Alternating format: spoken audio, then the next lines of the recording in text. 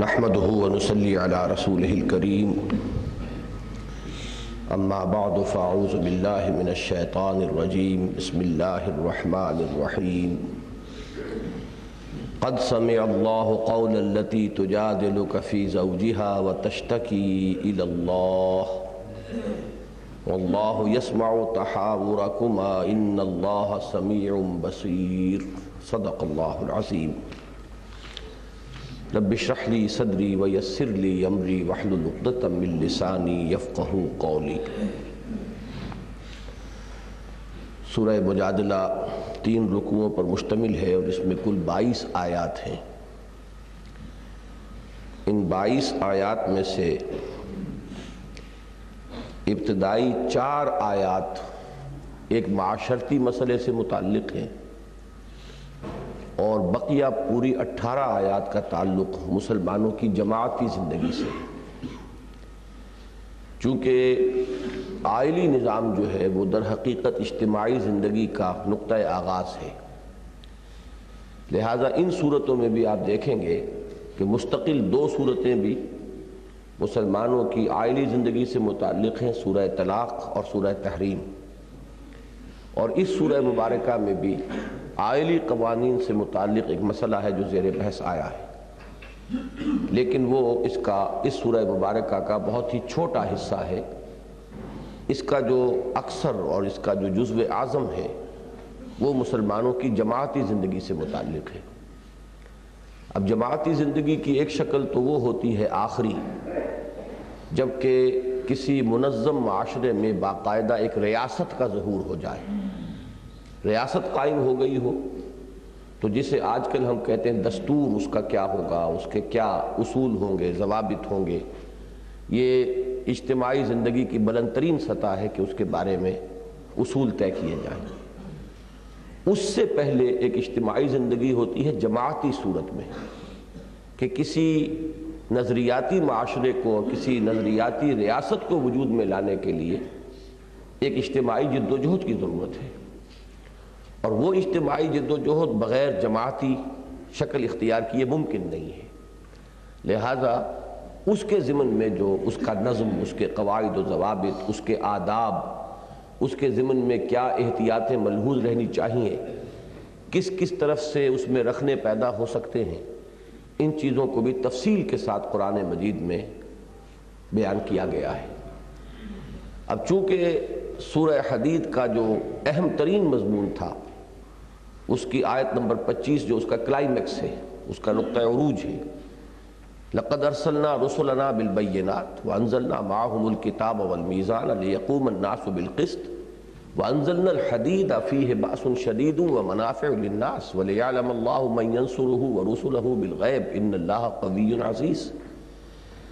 اب اس آیت کے بین السطور میں آپ دیکھ سکتے ہیں کہ ایک انقلابی جد و جہد درکار ہے کہ جو بھی ظلم ہو رہا ہو معاشرے میں، جو بھی کوئی طبقہ دوسرے طبقے کے حقوق کو غصب کر رہا ہو، کوئی کسی کے حقوق پر دسترازی کر رہا ہو، تو اس میزان عدل و قسط کو نافذ کرنے کے لیے ایک اجتماعی جد و جہد، ایک تصادم ناگزیر ہے۔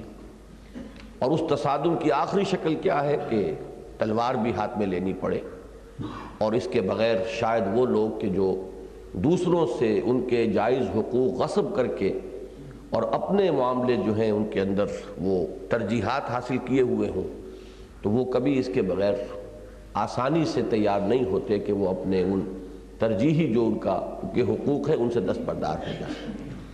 تو اس سورہ مبارکہ میں آپ دیکھیں گے کہ مسلمانوں کی جماعتی زندگی سے متعلق بہت اہم موضوعات ہیں کہ جو زیر بحث آئے ہیں، اور اس میں بھی پیش نظر رکھیے سورہ حدید کے ساتھ اس کا ایک تعلق یوں جڑے گا کہ سورہ حدید میں بھی منافقین کا ذکر بہت نمایاں طور پر آیا ہے۔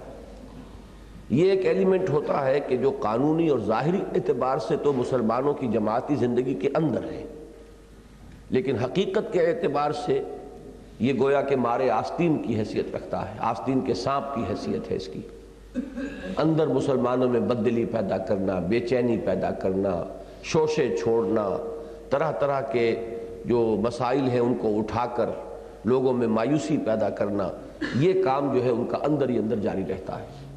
اور اس کے ضمن میں نجوہ، کوئی حکم ملا ہے، اب اس پر عمل کرنے کو طبیعت آمادہ نہیں ہے، جان و مال کا اس میں اندیشہ ہے، لہذا اب اس کے خلاف ریشہ دوانی، اندر ہی اندر لوگوں کو اس کے خلاف اکسانا، اور خاص طور پر جو نظم جماعت ہے، جو بھی امیر ہے یا امراء ہے، ان سے بددل کرنا، ان سے لوگوں کے اندر بدگمانیاں پیدا کرنا، جس کے لیے اہم ترین عنوان ہے نجوہ، سرگوشیاں کرنا، وسپرنگ کیمپین، اندر ہی اندر باتیں جو ہیں ایسی پھیلا کر کہ لوگوں میں بددلی پیدا ہو جائے، تاکہ یہ گاڑی جس تیز رفتاری سے آگے بڑھ رہی ہے، اس کی رفتار اگر یہ بالکل رک نہ جائے تو کم تو ہو جائے، اس لیے کہ جتنی تیز رفتاری سے یہ آگے بڑھے گی اتنی ہی ہمارے لیے امتحانات جو ہیں اور زیادہ بڑھتے چلے جائیں گے، قدم قدم پر ایثار اور قربانی کا مطالبہ آتا جائے گا۔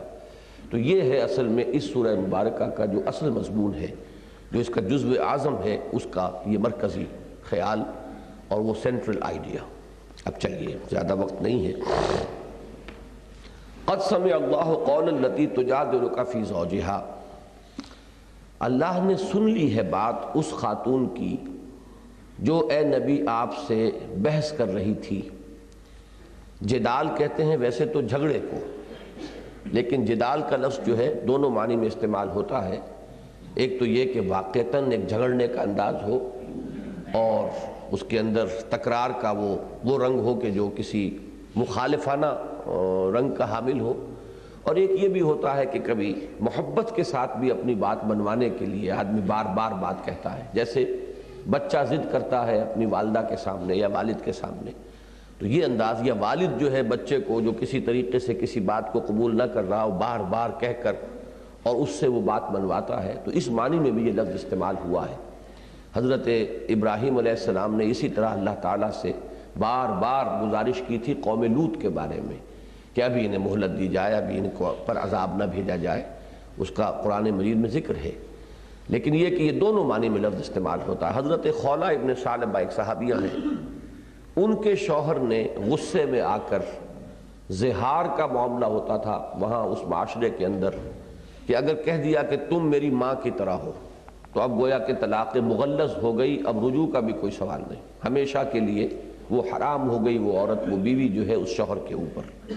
تو یہ جو زہار تھا اس کا قاعدہ وہاں چلا آ رہا تھا، اور اس سے پھر کنبے اجڑ جاتے تھے غصے میں آ کر، جیسے آج کل ہمارے یہاں روز یہ مسئلے آتے رہتے ہیں کہ 3 طلاقیں کہہ دیں اور اب قصہ پاک ہو گیا، اب روتے پھر رہے کہ ہماری نیت تو یہ نہیں تھی، ہمارا ارادہ تو یہ نہیں تھا، ہم تو غصے میں کہہ گئے تھے۔ تو وہاں اس سے بھی زیادہ سخت تھا کہ آپ نے چاہے لفظ طلاق استعمال نہ کیا ہو، صرف کوئی تشبیہ دے دی اپنی ماں سے یا ماں کے جسم کے کسی حصے سے کہ تم تو آئندہ میرے لیے اس درجے میں ہو، تو گویا کہ ہمیشہ کے لیے وہ حرام ہو گئی اور طلاق مغلظ ہو گئی۔ تو ایسا ہی معاملہ حضرت اوس ابن صامت ہیں رضی اللہ تعالی عنہ، تیز مزاج تھے، اپنی بیوی حضرت خولہ سے یہ الفاظ وہ کہہ بیٹھے۔ اب وہ خاتون روتی ہوئی، چیختی ہوئی، چلاتی ہوئی حضور کی خدمت میں آئیں کہ حضور میں اب کہاں جاؤں، میرے یہ بچے ہیں، رل جائیں گے، میرا کون سا اب ٹھکانہ ہے، تو مجھے بتائیے کہ کوئی راستہ۔ حضور نے فرمایا کہ میں تو کوئی راستہ نہیں دیکھ رہا، اس لیے کہ اس وقت تک یہ وحی نازل نہیں ہوئی تھی۔ اب جب تک وحی نازل نہ ہو حضور صلی اللہ علیہ وسلم اپنی طرف سے کیا فرمائیں؟ اس کے بعد اب وہ بیچاری چیخ رہی ہے، حضور اس کی خوشامد کر رہی کہ حضور دیکھیے تو صحیح، اس کا یہ ارادہ نہیں تھا، وہ خواہ غصے میں کیا بیٹھا ہے۔ پھر جب دیکھتی تھی کہ حضور خاموش ہیں تو پھر اللہ سے کہتی ہے اللہ تو رحم فرما، کسی طریقے سے میرے ان بچوں کے لیے، میرے لیے کوئی صورت پیدا کر۔ تو اس کا نقشہ کھینچا ہے یہ کہ قد سمع اللہ قول التی تجادلک فی زوجہا، اللہ نے بات سن لی اس عورت کی جو اے نبی آپ سے جھگڑ رہی تھی، تکرار کر رہی تھی، بحث کر رہی تھی اپنے شوہر کے بارے میں، وتشتکی الی اللہ، اور وہ فریاد کر رہی تھی اللہ سے بھی، وہ شکوہ شکایت جو ہے کہ اب کہاں جاؤں، انما اشکو بسی وحزنی الی اللہ، آخری تو دربار وہی ہے کہ جہاں انسان اپنی فریاد پیش کرے۔ واللہ یسمع تحاورکما، اور اللہ سن رہا تھا تم دونوں کے مابین جو گفتگو ہو رہی تھی، یعنی حضور جو کچھ فرما رہے تھے اور جو وہ حضرت خولہ عرض کر رہی تھی، دونوں کو اللہ سن رہا تھا۔ ان اللہ سمیع بصیر، اللہ تو ہے ہی سننے والا اور دیکھنے والا۔ الذین یظاہرون منکم من نسائہم، اب یہ قانون اس کا آ گیا، جو لوگ اپنی بیویوں سے زہار کر بیٹھیں، ما ہن امہاتہم، وہ ان کی مائیں نہیں بن جاتی، صرف یہ کہہ دینے سے کہ تم میری ماں کی مانند ہو وہ ان کی مائیں نہیں بن جاتی. ان امہاتہم الا اللہ ولدنہم، ان کی مائیں تو وہی ہیں جنہوں نے انہیں جنا تھا. وَإِنَّهُمْ لَيَقُولُونَ مُنْكَرًا مِنَ الْقَوْلِ وَزُورًا، اور وہ یقیناً ایک بہت بری بات کہہ رہے ہیں. انہوں نے جو کلمہ زبان سے نکالا وہ فی الاصل ہے بہت برا اور جھوٹ پر مبنی ہے. وہ کہ ماں کہہ دیا یا ماں سے مشابہت اس کی کر دی، حالانکہ ماں تو وہ ہے جس نے انہیں جنا تھا. وَإِنَّ اللَّهَ لَعَفُوٌّ غَفُورٌ، اور اللہ تعالیٰ یقیناً معاف فرمانے والا ہے اور مغفرت فرمانے والا ہے. کہ یہ نادانی میں جذبات کی رو میں آ کر اگر کوئی اس قسم کے الفاظ کہہ بیٹھا ہے تو اللہ معاف فرمانے والا ہے اور درگزر فرمانے والا ہے. وَالَّذِينَ يُظَاهِرُونَ مِن نِّسَائِهِمْ ثُمَّ يَعُودُونَ لِمَا قَالُوا. اب یہاں پہ ضابطہ بیان ہو رہا ہے کہ اس مخمصے سے نکلنے کی شکل کیا ہے. جو لوگ اپنی بیویوں سے زہار کر بیٹھیں پھر اعادہ کرنا چاہیں اپنے کہے کا، یعنی لوٹانا چاہیں، رجوع کرنا چاہیں، اب باز آنا چاہیں، فَتَحْرِيرُ رَقَبَةٍ مِّن قَبْلِ أَن يَتَمَاسَّا، تو ایک غلام کا آزاد کر دینا ہے اس سے پہلے کہ وہ ایک دوسرے کو چھوئیں. یعنی یہ کہ اب یہ تعدیب کے لیے، تنبیہ کے طور پر، تاکہ آئندہ کے لیے بھی لوگوں کو کان ہو جائیں اور وہ اس کے بارے میں سوچ سمجھ کر اپنی زبان کا استعمال کیا کریں. تو اب یہ گویا کہ ایک جرمانہ ہے ان پر، ایک کفارہ جو ہے ان کے اوپر عائد کیا جا رہا ہے. ذالکم توعظون بہ، یہ ہے وہ بات جس کی نصیحت تمہیں کی جا رہی ہے.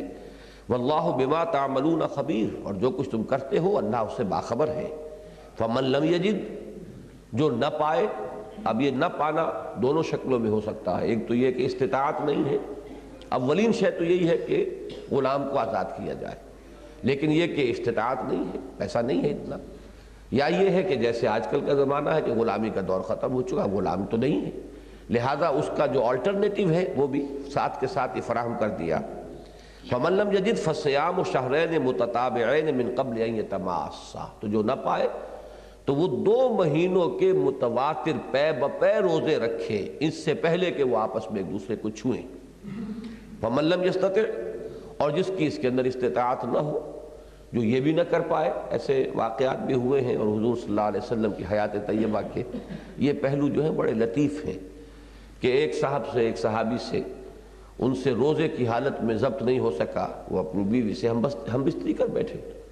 اب وہ حاضر ہوئے روتے ہوئے کہ حضور مجھ سے تو اتنا بڑا جرم ہو گیا، اتنی بڑا گناہ اس کا صدور ہو گیا. حضور صلی اللہ علیہ وسلم نے اب اس کا کفارہ بتایا. وہاں بھی روزے رکھنے پڑتے ہیں اسی طرح 60 روزے. اب ان سے جب کہا گیا کہ روزے رکھو، ان کا حضور مجھ سے ایک روزے میں صبر نہیں ہوا تو یہ 60 روزوں میں کیسے صبر کروں گا. تو حضور مسکرا دیے. پھر حضور نے فرمایا کہ اچھا پھر اتنا صدقہ دو. ان کا میرے پاس تو کچھ ہے ہی نہیں، میں تو بالکل قلاش ہوں، میں کہاں سے صدقہ دوں. تو حضور نے کہا اچھا پھر ذرا بیٹھو، منتظر رہو. اتنی دیر میں کوئی کسی طرف سے کوئی صدقے کی کھجوریں آئیں، بھرا ہوا ٹوکرا حضور کی خدمت میں پیش کیا گیا. حضور نے پوچھا کہاں ہے وہ شخص؟ اب وہ کہا میں حاضر ہوں. فرمایا اچھا یہ لے جاؤ اور صدقہ کر دو اللہ کی راہ میں. یعنی یہ تمہارے لیے تو اب جب صدقہ دے کر تمہیں دے دیا گیا تو تمہاری ملکیت ہو گئی، اب تم اگر اس کو اللہ کی راہ میں دو گے تو تمہاری طرف سے صدقہ ہو جائے گا. انہوں نے کہا حضور مجھے تو مدینے میں کوئی گھر اپنے سے زیادہ حقدار نظر نہیں آتا، میرے بیوی بچے زیادہ مستحق ہے اس کھجور کے. حضور مسکرائے اور فرمایا اچھا لے جاؤ اپنے بیوی بچوں کو کھلا دو. تو اب یہ، لیکن اس کو کسی مستقل ضابطے کی بنیاد ہم نہیں بنا سکتے کہ آئندہ بھی کوئی شخص ایسا کر سکے. یہ حضور کا ایک خاص معاملہ ہے. وہ تو خود اپنی ذات میں شارع ہیں، اللہ بھی شارع ہے، اور شارع علیہ السلام حضور صلی اللہ علیہ وسلم بھی راہ ڈالنے والے ہیں، لہذا ان کا معاملہ. لیکن اس سے مزاج کا پتہ چلتا ہے کہ بجائے خشونت کے اور بالکل یہودیوں کے انداز میں وہ بال کی کھال اتارنا اور الفاظ کے اوپر ہی ڈیرا لگا کر بیٹھ جانا، اس کی بجائے یہ کہ اصل روح جو ہے اس کو مد نظر رکھنا. یہ ایک اصولی ہدایت تو ملے گی، لیکن اس کو جو ہے ہم نظیر آئندہ کے لیے نہیں بنا سکتے. یہ حضور صلی اللہ علیہ وسلم کے خصوصی معاملات ہیں. فَمَن لَّمْ يَجِدْ فَمَن لَّمْ يَسْتَطِعْ، جس میں اس کی استطاعت نہ ہو، فَإِطْعَامُ 60 مسکینہ، تو وہ پھر 60 مسکینوں کو کھانا کھلائے. ذَلِكَ لِتُؤْمِنُوا بِاللَّهِ وَرَسُولِهِ، یہ اس لیے کہ تم ایمان پختہ رکھو اللہ پر اور اس کے رسول پر. یہاں تھوڑا سا اشکال ہو سکتا ہے کہ کیا تعلق ہوا اس میں. اس لیے کہ یقیناً جیسا کہ میں نے کئی مرتبہ عرض کیا ہے، ایمان سے عمل پیدا ہوتا ہے اور عمل سے بھی ایمان پیدا ہوتا ہے۔ تو یہ جو ایک مشقت ہے 60 روزے پے بپے رکھنا، اب جو شخص یہ کرے گا، اس جو آرڈیل میں سے گزرے گا، اس مشقت میں سے گزرے گا، وہ اس یقین کی بنیاد پر گزرے گا نا کہ اللہ ہے، اللہ کا حکم ہے، اس سے اس کے ایمان کو تقویت پیدا ہوگی۔ لہذا ذالک لتؤمنوا باللہ ورسولہ، یہ بھی اللہ تعالیٰ تمہیں کسی مشقت میں نہیں ڈالنا چاہتا، اللہ تعالیٰ کو تمہیں تکلیف پہنچا کر کوئی خوشی نہیں ہوتی، بلکہ در حقیقت جو تمہاری اندر جو یعنی اخلاقی اعتبار سے کہہ لیں، عملی اعتبار سے جو اس وقت ایک خامی کا ظہور ہوا ہے، یہ اس کے ازالے کے لیے ہے یہ ساری ایکسرسائز جو تم سے کرائی جا رہی ہے، تاکہ تمہارا ایمان اور یقین اور پختہ ہو جائے۔ وَتِلْكَ حُدُودُ اللَّهِ وَلِلْكَافِرِينَ عَذَابٌ أَلِيمٌ، اور یہ اللہ کی حدود ہیں۔ اب اس میں گویا کہ تنبیہ کا انداز ہے، چونکہ یہ بات قرآن مجید میں بار بار آئی ہے کہ جو کوئی اللہ کے حدود سے تجاوز کرے گا فَأُولَٰئِكَ هُمُ الظَّالِمُونَ، تو پھر وہ تو ظالم ہے۔ تو تلک حدود اللہ، یہ نہ سمجھنا کہ یہ کسی عام آدمی کی کہی ہوئی بات ہے، یا یہ کوئی ایسی معمولی سی بات ہے کہ جس کے بارے میں تمہارے اندر سہل انگاری پیدا ہو جائے۔ تلک حدود اللہ وللکافرین عذاب علیم، یہ اللہ کی حدود ہے اور کافروں کے لیے دردناک عذاب ہے۔ کافروں سے یہاں مراد وہ کافر نہیں ہے جن کو کہ ہم قانونی انداز میں کافر سمجھیں، بلکہ جو حدود اللہ کے بارے میں یہ روش اختیار کرے کہ جس طرح چاہے ان کو توڑ دے، تو کفر اور کس شے کا نام ہے؟ بتوں سے تجھ کو امیدیں، خدا سے نو امیدی، مجھے بتا تو صحیح اور کافری کیا ہے؟ در حقیقت حدود اللہ سے کبھی جذبات کی رو میں بہہ کر انسان سے کوئی خطا ہو جائے وہ بات اور ہے، جان بوجھ کر اللہ کی کسی حد کو توڑنا تو یہی تو کفر ہے۔ تو ایسے کافروں کے لیے دردناک عذاب ہے۔ اب یہاں سے وہ دوسرا مضمون شروع ہو رہا ہے، ان الذین یحادون اللہ ورسولہ کبتوا کما کبت الذین من قبلہم، یہ جو محادہ ہے یہ حدید ہی سے بنا ہے، حدید لوہا، اور لوہے سے اسلحہ بنتا ہے، فیہ منافع للناس، فیہ باس شدید و منافع للناس۔ اب یہیں سے لفظ محادہ بنا ہے، باب مفعلہ ہے حدید سے، لوہے کا لوہے سے ٹکرانا، یہ مقابلہ، جنگ، اور یہ جنگ ہی نہیں بلکہ کوئی بھی اگر مخالفت ہے، زور آزمائی ہے، مظاہرہ ہے، یہ مظاہرہ بھی در حقیقت جو ہے محاذ آرائی ہے، یہ سب بھی اس محادے کے اندر آ جائیں گے طبعاً، اگرچہ اصلاً اس کے معنی ہوگی جنگ۔ جو لوگ محاذ آرائی کرتے ہیں، مخالفت کرتے ہیں اللہ کی اور اس کے رسول کی، کبتوا کما کبت الذین من قبلہم، وہ ہلاک ہو چکے، برباد ہو چکے، چاہے عالم واقعہ میں ابھی نہ ہوا ہو، فیصلے صادر ہو چکے ہیں ان کی ہلاکت کے، پھانسی کا حکم مل چکا ہے، چاہے ابھی ایگزیکیوشن بالفعل نہ ہوئی ہو۔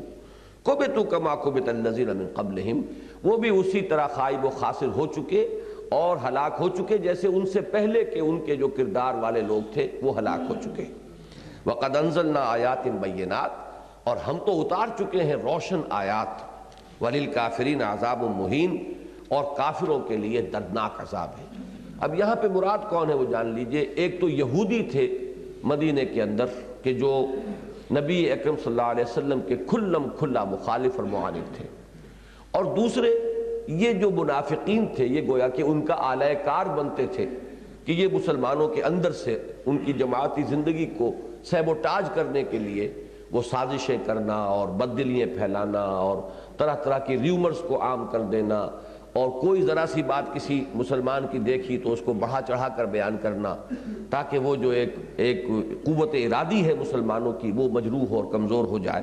تو اب ان دونوں کا گویا کہ ایک جتھا تھا، ایک طرف یہودی، اب بھی دنیا میں ہمیشہ ہوگا، ایک طرف جو دشمن ہے آپ کے کھلا دشمن، اور ایک ان کے آلہ کار جو آپ کی اپنی صفوں کے اندر موجود ہوں۔ یوم یبعثہم اللہ جمیعا فینبئہم بما عملوا، جس دن کہ اللہ تعالیٰ ان سب کو جمع دوبارہ اٹھائے گا، زندہ کرے گا، اور پھر انہیں جتلا دے گا جو کچھ کہ وہ کرتے رہے تھے۔ احصاہ اللہ ونسوہ، یہ الفاظ بہت اہم ہیں۔ اللہ نے تو انہیں گن گن کر رکھا ہوا ہے ان کے اعمال کو، اور وہ بھول بھی چکے ہیں۔ یہ ہوتا ہے کہ انسان جو ہے جو خطا آج آپ نے کی آپ تو بھول گئے، لیکن اللہ کے ریکارڈ سے تو وہ محو نہیں ہوگا، اللہ نے اس کی حفاظت کا انتظام کیا ہوا ہے۔ تو جب اعمال ہمارے سامنے آئیں گے تو ہم چونک جائیں گے، جیسے کہ سورہ کہف میں ہے کہ ما لہذا الکتاب لا یغادر صغیرۃ ولا کبیرۃ الا احصاها ووجدوا ما عملوا حاضرا، یہ کیسا اعمال نامہ ہے، اس نے تو باریک سے باریک اور چھوٹی سے چھوٹی اور مائنیوٹ سے مائنیوٹ ڈیٹیلز کو بھی محفوظ رکھا ہوا ہے۔ تو احصاہ اللہ ونسوہ، اللہ نے تو اس کی حفاظت کی ہوئی ہے، محفوظ رکھا ہوا ہے، اور وہ بھول چکے ہیں۔ واللہ علی کل شیء شہید، اور اللہ تو ہر چیز پر نگران ہے اور ہر چیز پر خود گواہ ہے۔ الم تر ان اللہ یعلم ما فی السماوات و ما فی الارض، کیا تم دیکھتے نہیں ہو کہ اللہ تعالیٰ جانتا ہے جو کچھ کے آسمانوں میں ہے اور جو کچھ کے زمین میں ہے۔ ما یکون من نجوا ثلاثۃ، اب یہ جو در حقیقت تمہید تھی یہ نجوا کے خلاف۔ نجوا کیا ہے؟ سرگوشی کرنا، وسپرنگ کیمپین، جا کر علیحدہ گوشوں میں بیٹھ کر بات چیت کرنا، جماعتی نظم کو انڈرمائن کرنے کی، سیبوٹاج کرنے کی کوشش کرنا، بددلی پیدا کرنا، بدگمانیاں پیدا کرنا۔ ما یکون من نجوا ثلاثۃ، نہیں ہوتا نجوا تین افراد کا، الا هو رابعهم، مگر یہ کہ اللہ چوتھا موجود ہوتا ہے۔ جیسے کہ ہم سورہ حدید میں پڑھ چکے، وَهُوَ مَعَكُمْ أَيْنَمَا كُنْتُمْ، تم جہاں کہیں بھی ہوتے ہو اللہ تمہارے ساتھ ہوتا ہے۔ تو اب اس کی شرح کر دی گئی نجوا کے لیے کہ شاید یہ سمجھتے ہیں کہ اللہ ان کے ساتھ نہیں ہے اور اللہ واقف نہیں ہے، اللہ جانتا نہیں ہے، دیکھ نہیں رہا ہے، سن نہیں رہا ہے، حالانکہ جہاں تین افراد نجوا کریں گے چوتھا اللہ ہوگا۔ وَلَا خَمْسَةٍ إِلَّا هُوَ سَادِسُهُمْ، اور کوئی پانچ افراد ایسے نہیں ہو سکتے کہ جو سرگوشیاں کر رہے ہو مگر یہ کہ اللہ چھٹا موجود ہے۔ وَلَا أَدْنَىٰ مِنْ ذَلِكَ، اب تین سے کم میں دو ہیں، اب ظاہر بات ہے کہ دو سے کم کا تو نجوا ہو ہی نہیں سکتا، نہ اس سے کم تر، ولا اکثر، نہ اس سے زائد، الا ہوا معہم اینما کانوا، مگر یہ کہ وہ ان کے ساتھ ہی ہوتا ہے جہاں کہیں بھی وہ ہوں۔ ثم ینبئہم بما عملوا یوم القیامہ، پھر جتلا دے گا اللہ تعالیٰ انہیں جو کچھ کہ انہوں نے کیا تھا قیامت کے دن۔ ان اللہ بکل شیء علیم، یقیناً اللہ تعالیٰ ہر چیز کا علم رکھنے والا ہے۔ الم تر الی الذین نہوا عن النجوا، کیا دیکھتے نہیں ان لوگوں کی حال کو، ان لوگوں کی حالت کو، ان کے حال کو کہ جنہیں نجوا سے روکا گیا تھا۔ یہ سورہ نساء کے اندر وہ آیت موجود ہے کہ لوگوں اس طرح کے نجوا سے بچو، اس لیے کہ یہ نجوا جو ہے یہ در حقیقت مسلمانوں کی اجتماعی زندگی کے لیے بہت مضر ہے۔ ثم یعودون لما نہوا عنہ، پھر بھی وہ جس چیز سے ان کو روکا گیا تھا اس کا اعادہ کر رہے ہیں، پوری ڈھٹائی کے ساتھ اپنی اس روش کے اندر وہ آگے بڑھتے چلے جا رہے ہیں۔ وَيَتَنَاجَوْنَ بِالْإِثْمِ وَالْعُدْوَانِ وَمَعْصِيَةِ الرَّسُولِ، اور ان کا یہ جو نجوا ہوتا ہے، یہ سرگوشیاں ہوتی ہیں، یہ گناہ کے لیے، زیادتی کے لیے اور رسول کی معصیت اور نافرمانی کے لیے۔ رسول یہاں پر یوں جان لیجئے کہ صرف رسول نہیں ہے بلکہ مسلمانوں کے امیر بھی ہیں، وہی میدان جنگ میں سپہ سالار بھی ہیں۔ تو رسول ہونے کی حیثیت تو ان کی ہے اللہ کا پیغام پہنچانا، لیکن اس کے ساتھ ہی چونکہ وہ حضور صلی اللہ علیہ وسلم کی امتیازی شان یہ ہے کہ آپ صرف مبلغ نہیں تھے بلکہ آپ کے ذمہ یہ بھی تھا کہ دین کو بالفعل غالب کریں، لِيُظْهِرَهُ عَلَى الدِّينِ كُلِّهِ، لہذا اس کے لیے اجتماعی جد و جہد فرما رہے ہیں۔ اس اجتماعی جد و جہد میں کون ہے مسلمانوں کے امیر، صاحب امر، کون ہے ان کے سپہ سالار جبکہ وہ میدان جنگ میں ہو؟ تو یہ جملہ حیثیتیں حضور کی ذات میں جمع ہیں۔ لہذا جب اس قسم کی آیات قرآن میں آئیں گی تو ہم رسول کی حیثیت جو بحیثیت رسول ہے اسے جدا رکھتے ہوئے جو آپ کی حیثیت بحیثیت امیر ہے اس کو سامنے رکھ کر اپنی جو جماعتی زندگی ہے اس کے ضمن میں ہدایت اور رہنمائی اخذ کریں گے۔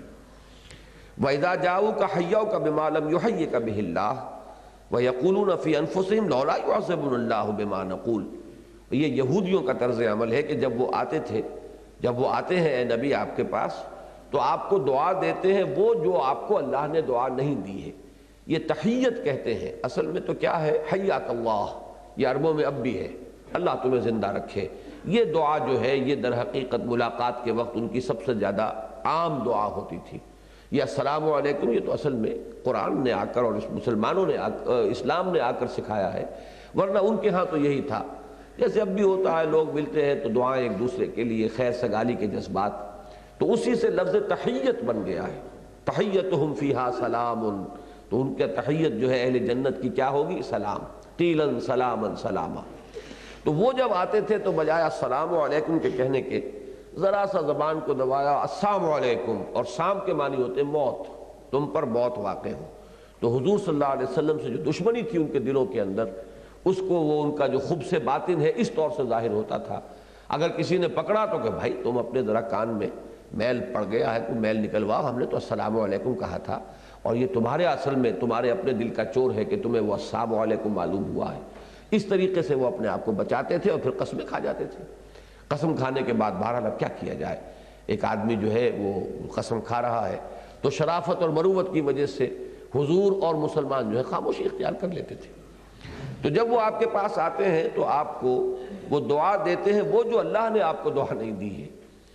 وَيَقُولُونَ فِي أَنفُسِهِمْ، دیکھیے یہ ہے انسان کا وہ نفس کا معاملہ کہ کس طرح کی چال بازیاں یہ انسان کے ساتھ چلتا ہے۔ ایک طرف تو یہ حرکت کروائی، ساتھ ہی اندر سے وسوسہ کیا، پیدا کیا شیطان نے کہ دیکھو تم نے اتنی بڑی جرت کی ہے، اگر یہ اللہ کے رسول ہوتے تو اللہ تمہاری زبان گدی سے نہ کھینچ لیتا۔ کیا اللہ اس پر قادر نہیں ہے کہ اپنے سچے رسول کی توہین جو ہے اس کو روک سکے اور تمہیں کہنے ہی نہ دیتا، اور تم نے کہہ دیا السلام علیکم، اس کے باوجود کچھ نہیں ہوا، معلوم ہوا یہ رسول ہے ہی نہیں۔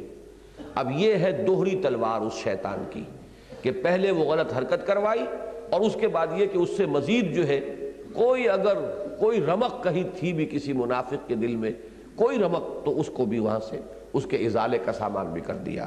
اور وہ کہتے ہیں اپنے جیوں میں، یقولون فی انفسہم لولا یعذبنا اللہ بما نقول، کیوں نہیں اللہ ہمیں عذاب دیتا بسبب ہمارے اس قول کے جو ہم کہہ رہے ہیں۔ کیا معنی اس کے کہ واقعہ یہ کہ یہ رسول ہے ہی نہیں۔ حسبہم جہنم، ان کا ٹھکانہ جہنم ہے، یصلونہا، اس میں یہ پہنچ کر رہیں گے، گر کر رہیں گے، فبئس المصیر، اور وہ بہت ہی برا ٹھکانہ ہے۔ یا ایھا الذین آمنوا اذا تناجیتم فلا تتناجوا بالاسم والعدوان ومعصیۃ الرسول، اے اہل ایمان جب تمہیں کوئی سرگوشی کرنی ہو، کوئی علیحدگی میں بھی مشورے کی ضرورت ہوتی ہے، آخر اجتماعی زندگی میں اس کا پورا موقع ہوتا ہے۔ آپ کسی کو کسی نیک کام کے لیے بھی اگر کچھ ترغیب دلانا چاہتے ہیں تو بسا اوقات وہ علیحدگی میں جا کر اس سے بات کی جائے تو زیادہ مؤثر ہو جاتی ہے بات۔ تو فرمایا کہ اگر تمہیں سرگوشی ہی کرنی ہے اور علیحدگی میں بات کرنی ہے تو تم یہ نجوہ نہ کیا کرو گناہ کے لیے یا زیادتی کے لیے یا رسول کی معصیت کے لیے۔ وَتَنَاجَوْا بِالْبِرِّ وَالتَّقْوَىٰ، خیر کے لیے، تقوی کے لیے، نیکی کے لیے، ایک دوسرے کو ترغیب دلانا، ایک دوسرے کو آمادہ کرنا، یا کسی کی برائی پر اسے متنبہ کرنا ہے۔ اب ظاہر بات ہے کہ اگر کہنا بھائی یہ آپ کے معاملے میں مجھے یہ چیز نظر آئی، ہو سکتا ہے کہ میرا مغالطہ ہو، تو آپ اس کی وضاحت فرما دیں گے تو وہ میرے دل کے اندر جو خامخواہ ایک میل آ گیا وہ رفع ہو جائے گا، اور اگر ہے تو بھئی ہمیں اصلاح کرنی چاہیے اپنی۔ اب یہ انداز بھی اگر پبلک میں اختیار کیا جائے گا تو بہت ہی یہ مضر ہو جائے گا، اس کے لیے بھی علیحدگی میں جانے کی ضرورت ہے۔ تو علیحدگی میں گفتگو حرام نہیں ہے، اصل میں اس میں کیا گفتگو کر رہے ہیں وہ ہے اصل میں فیصلہ کن چیز۔ تو تم نیکی اور تقوی کے کام کے لیے ایک دوسرے سے سرگوشی کیا کرو۔ واتقوا اللہ الذی الیہ تحشرون، اور اس اللہ کا تقوی اختیار کرو جس کی طرف تمہیں جمع کیا جائے گا لا محالہ۔ انما النجوى من الشیطان، اب یہ نجوہ وہ ہے جو مخالفانہ نجوہ تھا منافقین کا، کہ یہ نجوہ شیطان کی طرف سے ہے، یہ شیطانی عمل ہے، اس کی اکساہٹ شیطان پیدا کر رہا ہے۔ لِيَحْزُنَ الَّذِينَ آمَنُوا، تاکہ جو اہل ایمان ہیں وہ حزن سے دوچار ہوں۔ اب اس کا ایک اثر پڑتا ہے اس جماعتی زندگی کے اوپر، بددلی، افسردگی۔ اب کسی نے کہہ دیا کسی کے بارے میں، خاص طور پہ امیر کے بارے میں کہہ دیا، اب یہ کہ آدمی جو ہے ہر وقت اتنا چوکس چوکنا بھی نہیں ہوتا کہ فوراً جائے اور کہے اور اس کی پوری تحقیق کرے، تحقیق میں تاخیر ہو گئی ہے۔ اس پورے عرصے کے اندر اس بات نے دل کے اندر کچھ نہ کچھ اثرات پیدا کر دی، کچھ نہ کچھ میل آئی گیا۔ اب یہ چیزیں جو ہے اس کے اثرات جماعتی زندگی میں فرسٹریشن اور بددلی، ڈس اپوائنٹمنٹ، ڈس ایلیوژن، یہ مختلف الفاظ جو استعمال ہوتے ہیں جماعتی زندگی کے اندر، سب سے زیادہ جو ہے تعطل پیدا کرنے والی یہ اشیاء ہیں۔ تو شیطان جو ہے وہ تو چاہتا ہے کہ جو اہل ایمان ہے وہ حزن سے دوچار ہو جائیں۔ وَلَيْسَ بِضَارِّهِمْ شَيْئًا، اب دیکھیے یہاں جو بات کہی ہے بڑی یہ الفاظ پر غور کرنے کی ضرورت ہے، اور وہ انہیں کوئی بھی ضرر نہیں پہنچا سکتا الا باذن اللہ، مگر اللہ کے اذن سے، اللہ کی اجازت سے۔ نتیجے کے اعتبار سے تو کوئی خرابی پیدا نہیں ہوگی الا یہ کہ اللہ ہی مسلمانوں کو کسی فتنے میں مبتلا کرنے کا فیصلہ کر چکا ہو، شیطان کے ہاتھ میں اختیار نہیں ہے۔ لیکن اس کی نفی نہیں کی کہ حزن تھوڑا بہت ہو جاتا ہے، کوئی نہ کوئی وقتی طور پر افسردگی جو ہے مسلمانوں پر وہ طاری ہو جاتی ہے، لیکن ضرر کا کہ بالفعل کسی نقصان کا ہو جانا یہ تو بغیر اللہ کے اذن کے ممکن ہی نہیں ہے، شیطان لاکھ زور لگا لے۔ تو اب اس میں دونوں باتیں آ گئیں کہ ایک حقیقت کا اعتراف بھی، دوسری طرف مسلمانوں کو ری ایشورنس بھی دے دی گئی کہ یہ بہرحال تم مطمئن رہو کہ شیطان کتنے بھی ہتھ کنڈے اپنے چلا لے اور استعمال کر لے، لیکن تمہیں کوئی مستقل نقصان وہ نہیں پہنچا سکے گا۔ وعلی اللہ فلیتوکل المؤمنون، اور اہل ایمان کو تو اللہ ہی پر توکل کرنا چاہیے۔ یا ایھا الذین آمنوا اذا قیل لکم تفسحوا فی المجالس فافسحوا یفسح اللہ لکم، اہل ایمان جب تم سے کہا جائے کہ مجالس میں، اب جیسے اجتماعات ہوتے ہیں تنظیموں کے، جماعتوں کے، تو وہاں کا مرکزی اجتماع کیا تھا؟ حضور کی محفل، حضور کی مجلس۔ اس میں کیا ہوتا تھا کہ یہ لوگ جو ہوتے تھے یہ جتھا بندی کر کے ایک جگہ بیٹھتے تھے، اور اس طرح سے آپس میں گتھ کر بیٹھتے تھے کہ کوئی اور شامل نہ ہو، تاکہ یہ تبصرے کریں، حضور کچھ فرما رہے ہیں اور یہ ساتھ کے ساتھ فقرے بازی کر رہے ہیں، ایک دوسرے کو اشارے کر رہے ہیں، دیکھا کیا کہہ رہے ہیں یہ کیا کتنی احمقانہ بات کہہ دی ہے، معاذ اللہ۔ اب یہ جو اشارے ہوتے ہیں آنکھوں میں، اگر کوئی دوسرا مخلص مسلمان درمیان میں بیٹھا ہوا ہو تو وہ ٹوک دے گا، لہذا وہ اپنے گروپ بنا کر بیٹھتے تھے اور اس میں کسی اور کو نہیں آنے دیتے تھے۔ اس سے جو ہے وہ روکا جا رہا ہے، کھل کر بیٹھو اور لوگوں میں مل جل کر بیٹھو، علیحدہ جتھے بندی کر کے، گروپنگ کر کے جو ہے مجلسوں میں مت بیٹھا کرو۔ اب اس کا حکم یہی ہو سکتا تھا کہ بھائی ذرا کھل کر بیٹھو، خام خواہ گچھے بن کر نہ بیٹھو ایک جگہ پر، اور اس سے مراد اصل میں کیا تھی کہ اس طرح کے گروپس جو ہیں وہ نہ بن جائیں اس محفل کے اندر۔ تو اے اہل ایمان جب تم سے کہا جائے کہ کھل جایا کرو محفل میں تو کھل کر بیٹھا کرو، اللہ تعالیٰ تمہارے لیے کشادگی پیدا کر دے گا۔ بڑا لطیف ہے ترغیب کا انداز۔ وَإِذَا قِيلَ انشُزُوا فَانشُزُوا يَرْفَعِ اللَّهُ الَّذِينَ آمَنُوا مِنكُمْ وَالَّذِينَ أُوتُوا الْعِلْمَ دَرَجَاتٍ، اور جب کہا جائے اٹھ جاؤ تو اٹھ جایا کرو، اللہ تعالیٰ تم میں سے جو واقعی اہل علم ہیں اور صاحب ایمان ہیں ان کے درجات بلند کرے گا۔ اب یہ بھی ہوتا ہے کہ اب اجتماع برخاست ہو گیا، جائیے، لیکن اب بیٹھے ہوئے وہاں پر ڈیرا لگا کر کچھ لوگ بیٹھے ہوئے ہیں، تبصرے کر رہے ہیں، پھر اس کے خلاف آن دی سپاٹ جو ہے ریشہ دوانی کا آغاز کرنے کے لیے وہیں پر بیٹھے ہوئے ہیں، تو اس سے بھی روکا گیا۔ جیسے اجتماع برخاست ہو گیا ہے، اجلاس اب ختم ہو گیا ہے، جب کہا جائے تو پھر اٹھ جاؤ، اپنے اپنے کاموں کے اندر لگو، کوئی حکم ملا ہے تو اب اس کی تعمیل کی فکر کرو، اب اس کے بارے میں تبصرے کرنے کے لیے اور ایک دوسرے کو دیکھیے جی اب ان کو تو کوئی تکلیف نہیں پہنچتی، تکلیف تو ہمیں پہنچتی ہے نا، یہ تو یہاں بیٹھے ہوئے ہیں، انہوں نے تو کہہ دیا نکل جاؤ فلاں مہم کے اوپر، اب یہ کہ سارا جو ہے مشقت تو ہمیں جھیلنی ہوگی، تو یہ دیکھتے ہی نہیں ہیں ہمارے مسائل ہیں، ہمارے معاملات ہیں، ہماری یہ مجبوریاں ہیں۔ اب یہ اس طرح کی باتیں وہ ہوں گی کہ جہاں ذرا پانی مرتا ہو وہاں یقیناً ان کے اثرات پیدا ہو جاتے ہیں، جہاں ذرا سی بھی کوئی کمزوری کے آثار ہیں، جیسے جراثیم انہی پر حملہ آور ہوتے ہیں جو کسی وجہ سے قوت مدافعت جن کی کمزور ہو چکی ہو، تو اندر سے کچھ لوگ ہوتے ہیں کہ جو پہلے سے کچھ کمزوری کا شکار ہو گئے ہیں، اب ان کے لیے یہ باتیں جو ہے وہ بہت ہی مؤثر ہو جاتی ہیں۔ تو فرمایا گیا جب کہا جائے کہ اٹھ جاؤ تو اٹھ جایا کرو، اللہ تعالیٰ تم میں سے جو واقعی اہل ایمان ہیں اور جو علم والے ہیں ان کے درجات بلند کرے گا۔ واللہ بما تعملون خبیر۔ اب دیکھیے یہ الفاظ کی مناسبت کیسی پیدا کی گئی، کھل کے بیٹھو اللہ کشادگی پیدا کرے گا، اٹھ جایا کرو، اب اٹھنے میں انسان بلند ہوتا ہے۔ تو اگر تم جو حکم ہے، ڈسپلن ہے جماعتی زندگی کا، اس کے اعتبار سے اٹھو گے تو یہ اس میں بھی ایک طرح کی تمہاری یعنی رفع درجات کا اہتمام ہے اللہ کی طرف سے، کہ وہ دلی آمادگی کے ساتھ جب اس حکم پر عمل کرو گے تو اللہ تمہارے مراتب بلند کرے گا۔ واللہ بما تعملون خبیر، اور جو کچھ تم کر رہے ہو اللہ اس سے باخبر ہے۔ یا ایھا الذین آمنوا اذا ناجیتم الرسول فقدموا بین یدی نجواکم صدقہ، اہل ایمان جب تم رسول صلی اللہ علیہ وسلم سے مناجات کرو، نجوہ کرو، یہ خاص طور پر بات ہوتی ہے کہ حضور سے بات کرنے کے لیے مومنین مخلصین جو تھے ان کی بھی خواہش ہوتی تھی، حضور کا قرب، حضور سے گفتگو، حضور سے علیحدگی میں بات کرنا وہ اپنا خاص مسئلہ ہے، لیکن یہ کہ منافقین جو ہے خاص طور پر وہ اپنا ایک خاص روب ڈالنے کے لیے مسلمانوں پر کہ ہمیں حضور سے بڑا قرب حاصل ہے، ہم تو علیحدگی میں جا کے گفتگویں کرتے ہیں، حضور ہمیں بڑا وقت دیتے ہیں، تو اور حضور اپنی وہ مروت اور شرافت کی وجہ سے کوئی آگے آئے تو اب کیسے کہیں کہ میں آپ سے ملنے کے لیے تیار نہیں، اس سے وہ لوگ ناجائز فائدہ اٹھاتے تھے۔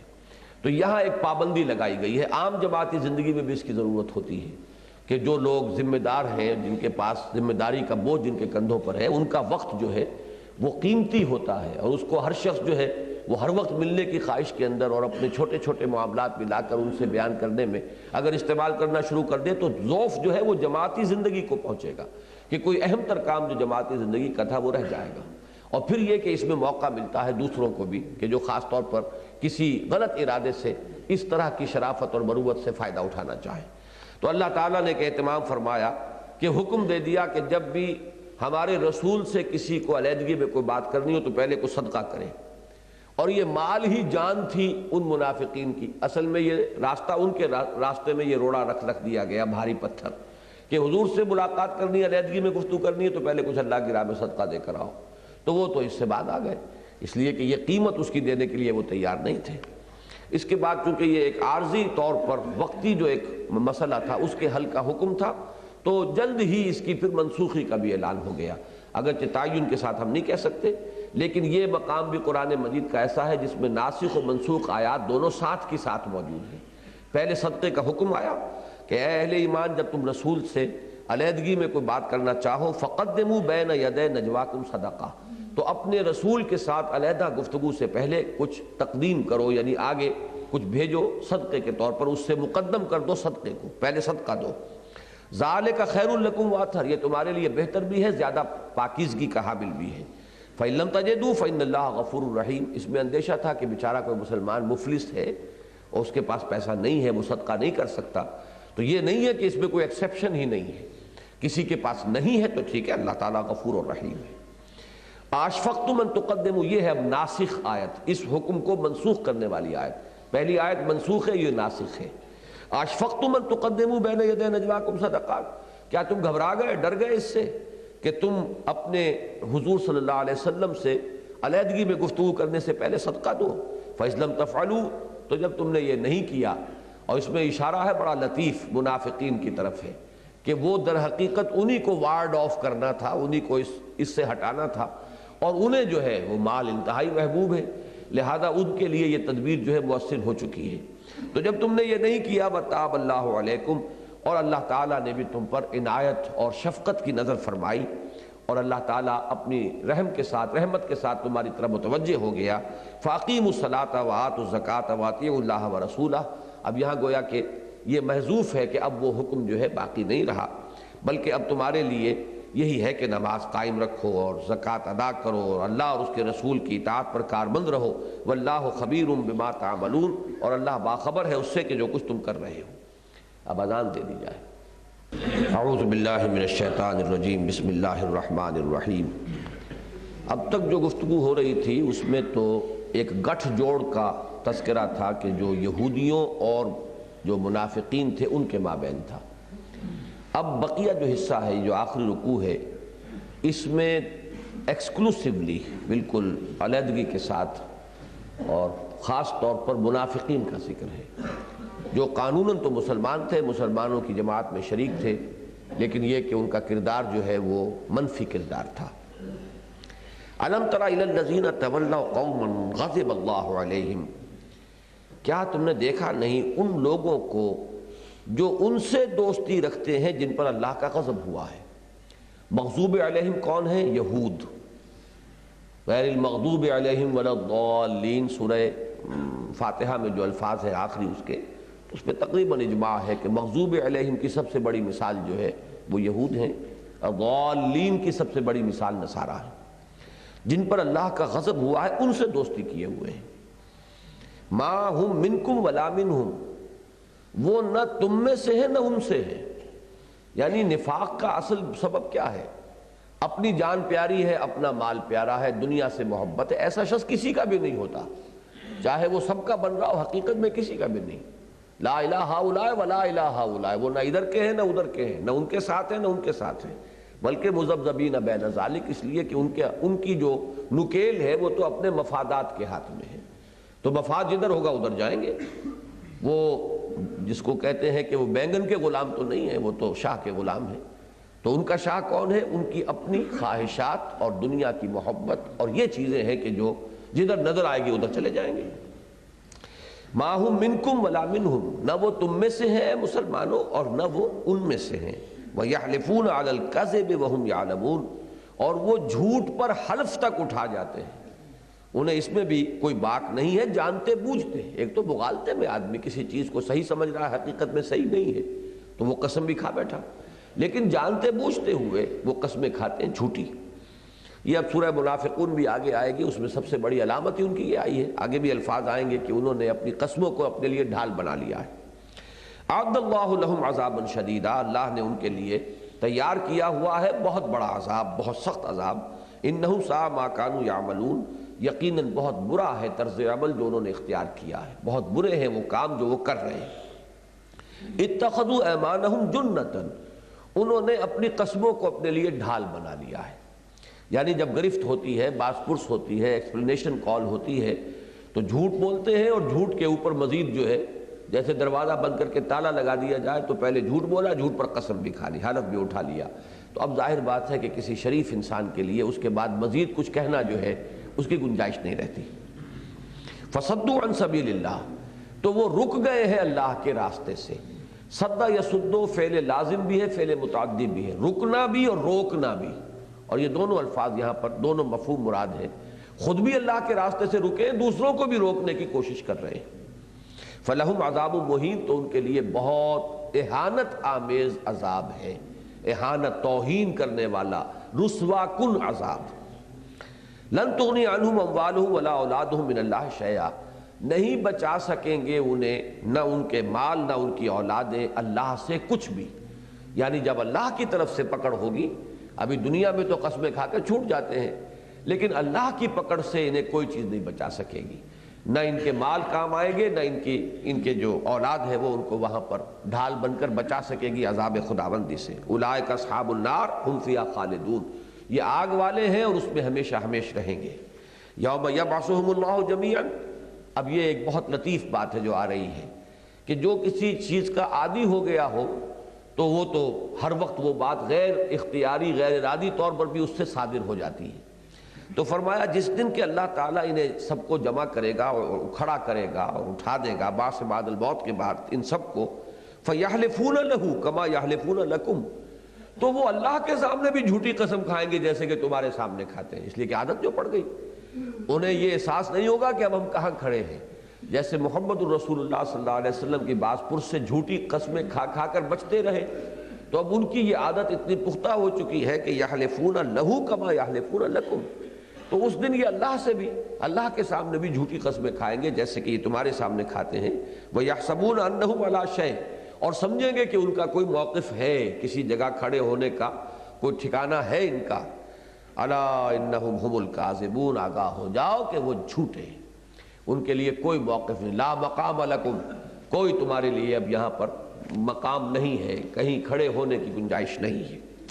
استحوذ علیہم الشیطان، شیطان نے ان پر شیطان چھا چکا ہے، شیطان نے ان پر تسلط حاصل کر لیا ہے، ان کے اعصاب پر، ان کی سوچ پر، ان کے نقطہ نظر پر، ان کا جو ویلیو سٹرکچر ہے کہ کون سی چیز قیمتی ہے، کون سی چیز کم قیمتی ہے، ان تمام چیزوں کو ایک خاص رخ پر ڈال دیا شیطان نے۔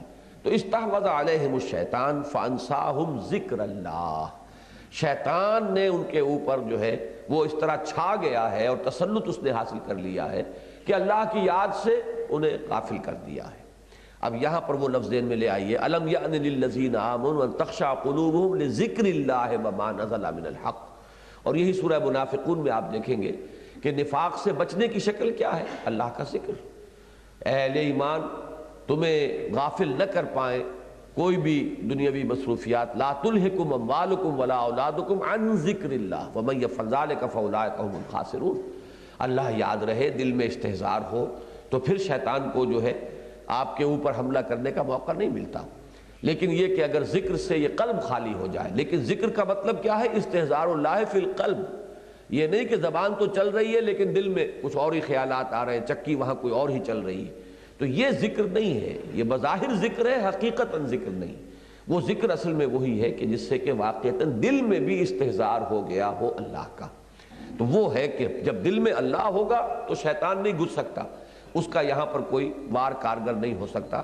جیسے کہ حدیث میں آتا ہے کہ جب تک انسان ذکر کرتا ہے اور ذکر کے اندر ہے اور اللہ کی یاد اس کے دل میں ہے، شیطان دور رہتا ہے۔ جب دل غافل دیکھتا ہے وہ، تو وہ تھوتنی اپنی لگا کر، یہ اصل میں سور کے منہ کے لیے یہ لفظ استعمال ہوتا ہے، جیسے اس کی تھوتنی ہوتی ہے ویسے ہی شیطان جو ہے اپنی تھوتنی جو ہے وہ دل پر آ کر ٹکا دیتا، تھوکے مارنی شروع کر دیتا ہے۔ تو اس سے بچنے کا راستہ کیا ہے؟ ذکر اللہ، فانساہم ذکر اللہ اولئک حزب الشیطان، یہ شیطان کی پارٹی ہے، یہ اس کی جماعت ہے۔ الا ان حزب الشیطان هم الخاسرون، آگاہ ہو جاؤ کہ شیطان کی پارٹی ہی کے لیے خسارہ ہے، ناکامی ہے، بربادی ہے، تباہی ہے۔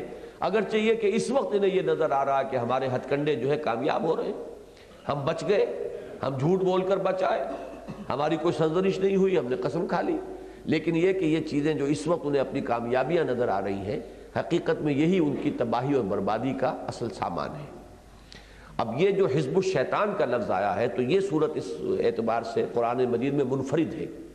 ویسے تو حزب اللہ کا لفظ سورہ مائدہ میں بھی آیا ہے، لیکن وہاں تقابل موجود نہیں ہے، حزب الشیطان کا لفظ وہاں نہیں آیا۔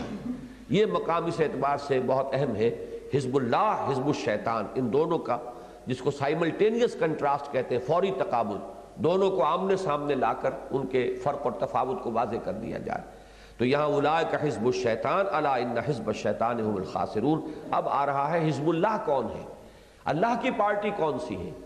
اللہ کی پارٹی کے ضمن میں ایک بات تو پہلے آ چکی ہے، خلوص اور اخلاص کے ساتھ جماعتی نظم کی وہ پابندی کریں، اللہ کے رسول کی اطاعت کریں، جو بھی انہوں نے نظم قائم کیا ہے اب ختم نبوت کے بعد، جو بھی جس کے ہاتھ میں ہاتھ دیا ہے یا جس کو اپنا امیر تسلیم کیا ہے یا جو اس نظم جماعت کے تحت ان کا امیر بنایا گیا ہے، ان کے ساتھ بھی وہ معاملہ کریں، نجوہ ان کے خلاف نہ کریں، ان کے ساتھ جو ہے وہ خلوص اور اخلاص کا ایک رشتہ جو ہے وہ دل میں برقرار رکھیں۔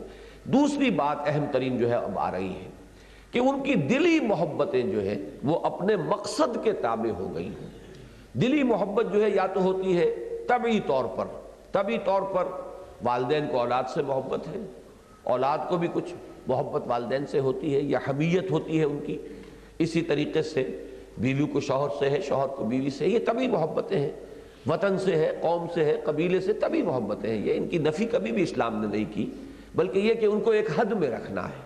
البتہ جو پارٹی حزب اللہ ہے اس کا کرائیٹیرین یہ ہوگا کہ ان کی محبت اصلاً اپنے نظریے اور اپنے مقصد کے ساتھ ہو۔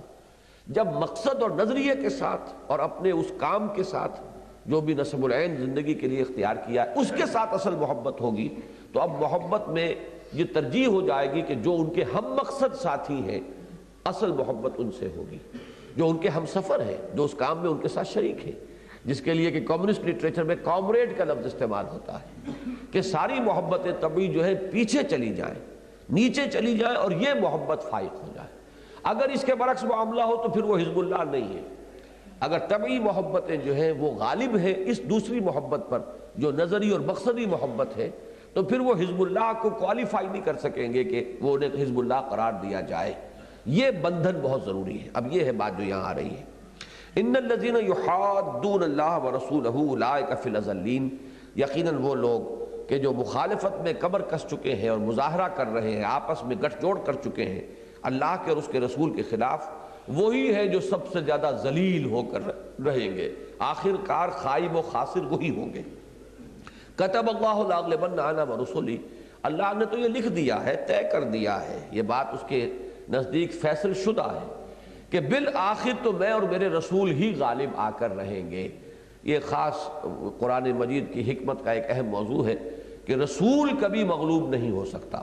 عارضی طور پر کوئی ایسی بات ہو جائے دوسری بات ہے، جیسے غزوہ احد میں ہو گیا یا کوئی معاملہ ایسا، لیکن یہ کہ بالآخر رسول لازماً غالب آتے ہیں اور ہمیشہ آتے رہے ہیں، یہاں تک کہ پوری قومیں ہلاک کر دی گئیں، لیکن رسولوں کو اللہ تعالیٰ نے کامیاب فرمایا۔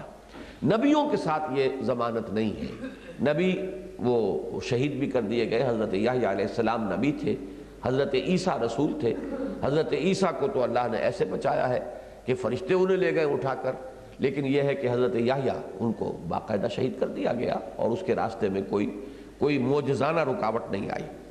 ان اللہ قوی عزیز، یقیناً اللہ تعالیٰ قوت والا ہے اور زبردست ہے، اس کا ہی اقتدار جو ہے وہ آخری ہے، فیصلہ کن ہے۔ لا تجد قوما یؤمنون باللہ والیوم الآخر، تم نہ پاؤ گے ان لوگوں کو جو واقعتاً ایمان رکھتے ہو اللہ پر اور یوم آخر پر، یوادون من حاد اللہ، اب یہاں پر مودت سے یہ یوادون بنا ہے، ودہ یودو محبت کرنا، اور وہ حدید سے میں نے کہا تھا حدد سے وہ محادہ بنا ہے، یہ دونوں الفاظ جو ہیں ایک دوسرے کے سامنے لے آئے گئے، اس لیے کہ دنیا میں مودت ہی ہوتی ہے کہ جو لوگوں کو جمع رکھتی ہے، ان کو اکٹھا رکھتی ہے، تو ایک حزب اللہ کے اندر بھی ایک مودت درکار ہے۔ اگر ان کی وہ مودت جو ہے وہ اپنے دائرے سے نکل کر اللہ کے دشمنوں کے ساتھ بھی ہو گئی تو پھر ان کی اپنی جمعیت جو ہے وہ کمزور ہو گئی، پھر ان کا اپنی اجتماعی زندگی جو ہے اس میں ذوق پیدا ہو گیا۔ تم نہیں پاؤ گے ان لوگوں کو جو اللہ اور اس کے رسول پر ایمان رکھتے ہو کہ وہ محبت کرتے ہیں ان سے جو اللہ کے مخالف ہیں، اللہ کے دشمن ہیں۔ اعداء اللہ و اعداء رسولہ و اعداء دینہ، ان کے ساتھ وہ محبت نہیں کر سکتے۔ من حاد اللہ و رسولہ ولو کانوا آباءہم، خواہ وہ ان کے باپ ہوں، او ابناہم یا ان کے بیٹے ہوں، او اخوانہم یا ان کے بھائی ہوں، او عشیرتہم یا ان کے رشتہ دار ہوں۔ ان تمام طبعی رشتوں پر اگر یہ رشتہ غالب نہیں آیا تو پھر اس کا مطلب یہ ہے کہ وہ تقاضا جو ہے، وہ کوالیفیکیشن جو ہے، پری کوالیفیکیشن ٹینڈر جیسے ہوا کرتا ہے کہ آپ کو معلوم ہے کہ کوئی ٹینڈر ہے تو پہلے یہ شرطیں پوری ہونی چاہیے۔ اگر آپ چاہتے ہیں کہ آپ کو حزب اللہ قرار دیا جائے، اللہ مانے کہ ہاں یہ میری پارٹی ہے، تو یہ اس کے لیے پری کوالیفیکیشن جو ہے یہ لازم ہے کہ اپنی محبتوں کا انسان جائزہ لے کہ آیا واقعتاً وہ اس بنیاد پر اثر نو استوار ہو گئی ہے یا نہیں ہوئی ہے۔ اگر وہی پرانے ڈھانچے چلے آ رہے ہیں، وہی پرانے معیارات ہیں، انہی کی بنیاد پر وہ ساری دلی محبتیں اور تعلقات چل رہے ہیں، تو اس کا مطلب یہ کہ پری کوالیفیکیشن جو ہے وہ ابھی نہیں ہوئی، تم حزب اللہ کا لفظ جو ہے اس کے لیے کوالیفائڈ نہیں۔ تو اب یہاں یہ ترغیب کا انداز ہے، تم نہیں پاؤ گے کسی صاحب ایمان کو کہ وہ محبت کرتا ہو اس شخص سے کہ جو دشمن ہو اللہ کا اور اس کے رسول کا، چاہے وہ باپ ہو، چاہے وہ بیٹا ہو، چاہے وہ بھائی ہو اور چاہے وہ رشتہ دار ہو۔